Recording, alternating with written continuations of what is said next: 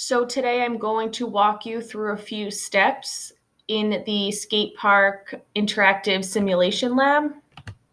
So directions and expectations. This is a lab that will show and demonstrate how energy is transferred from kinetic energy to potential energy back to kinetic energy using a skateboarder. So remember, kinetic energy is the energy of motion and potential energy is stored energy, normally stationary objects, which means they're just not moving. You will only have one submission of this lab. It is due tomorrow at 5 o'clock. So I would recommend that you look at the interactive lab and play around with the skateboarder, which I'll show you in a minute, before you turn it in. But again, you'll have today and tomorrow to be able to work on it. But once you open up the Google Forms, if you exit out of it, you will not be able to submit another one. So just, again, be aware of that. You will need to follow the detailed instructions of the Google Forms lab directions to be able to get the correct answers. Please remember, when you hit the down arrow, it will change your answers on your Google Form, so just be aware of that. And I want you to have fun with this. This is a really cool way to do a lab, even though we're all stuck at home, but it's a nice way to be able to look at kinetic and potential energy. So I'm going to show you what you're going to have. So you're going to have this worksheet. Okay, everyone's going to get their own worksheet, and then here is the actual lab. So my best advice would be to split your screen a little bit so you can look at both documents at the same time. So while you're working, you can answer the questions. So I'm not going to read this to you. You can read it when you go to it. But the first thing you need to do is, again, copy this link right here. And this is what it's going to come up as. So then we're going to follow the instructions. Again, they're very detailed. You just need to follow them as you go.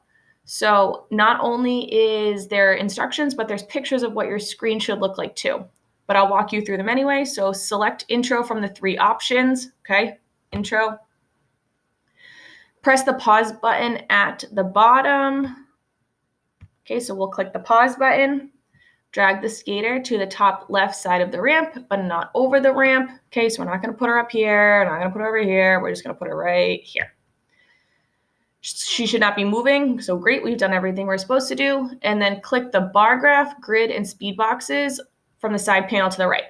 Okay, so we want bar graph, grid, and speed.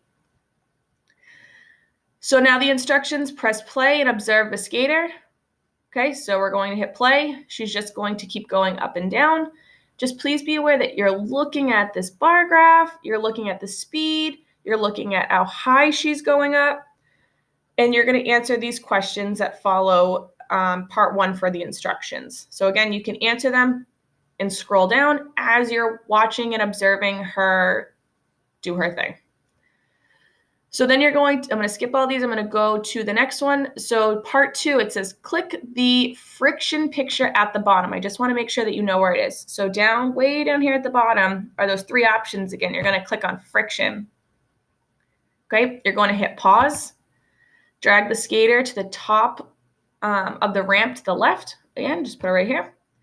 Click the bar graph, grid, and speed in the menu. Speed, grid, bar graph. Okay, and then it says, notice that friction is set to the middle. Okay, so it's a medium amount of friction. So now we're going to start to notice something different about her. So typically, if you go on a skate ramp, you go up and down until you run out of energy, and then you're just at the bottom here.